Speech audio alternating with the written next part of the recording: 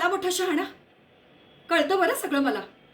कोण माणसं कशी येते, कोण उंटावरून शेळ्या हाकते. आता आमच्या ह्यांना बहिणीच्या मुलाचा नुसता पुळका. आता आई बाप गेलेल्या मुलाचं लोडणं कशाला गळ्यात घालून घ्यायचं म्हणते मी. या सगळ्या मालमत्तेचा तो मालक आहे ना, म्हणून हे सगळं सहन करावं लागतंय. बरं, त्याच्या आईबाबांनी मदत केली याचा आधार घेऊन हा मुलगा माझ्या मुलीशी विवाह करू पाहतोय.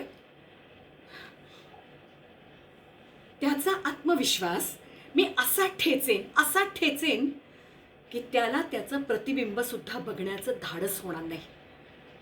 आणि मी हे लग्न होऊन देणार नाही. कारण